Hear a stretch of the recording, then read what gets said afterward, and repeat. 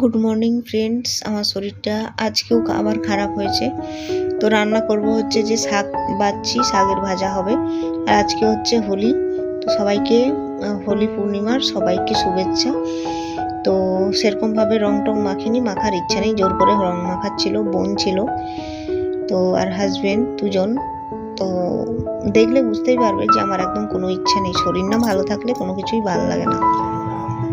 এই যে শাকটা বাচ্ছি, শাকের ভাজা হবে, পটল আলু পোস্ত হবে, আর আমের চাটনি করছি আজকে। মুখটা না খেতে একদম বাজে লাগছে, মুখে যেন স্বাদ আসছে না, তো ভাবলাম একটু চাটনি খাই। আমি অনেকক্ষণ বসছি, আবার হাঁপিয়ে যাচ্ছি, গিয়ে একটু শুয়ে পড়ছি। যে আমার হাজব্যান্ড এই যে ধুয়ে দিচ্ছে, ধুয়ে দিলে আমি করবো এরকম, মানে আমি ভিডিওটাও না কন্টিনিউয়াসলি করতে পারছি না। তো ভাবলাম যাই হোক, যতটুকু করতে পারছি তোমাদের সামনে দেখাই, আর ভাল লাগছে না। এটা কিন্তু শাকটা হয়ে গেছে জানো, শাক ভাজা হওয়ার পর সে ধুয়ে দিচ্ছে। এরপর হচ্ছে পটল আলু পোস্তটা করব, আর তারপরে লাস্টে আমের টকটা করব। তো ভিডিও করতে হবে না, সেটাও মাঝে মাঝে মনে থাকছে না।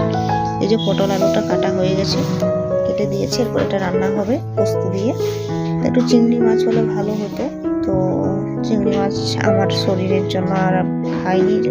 তরকারিটা খুব সুন্দর হয়েছিল খেতে, তো কালকে ভিডিও দেবো ভাবলাম, দিতে পারিনি, তো ভাবলাম আজকে ভিডিওটা শেয়ার করি। এই যে মানে ইচ্ছে নেই বসে বসে হোলি মাখার, কিন্তু জোর জবরদস্তি এইসব হচ্ছে, বিরক্ত হয়ে যাচ্ছে, বুঝতেই পারছো শরীরটা খারাপ না। তো যাই হোক, একটু রং এমনি খেলা হলো। তো আজকের মতো ভিডিওটা এখানেই রাখলাম, আগামীকাল আবার তোমাদের সাথে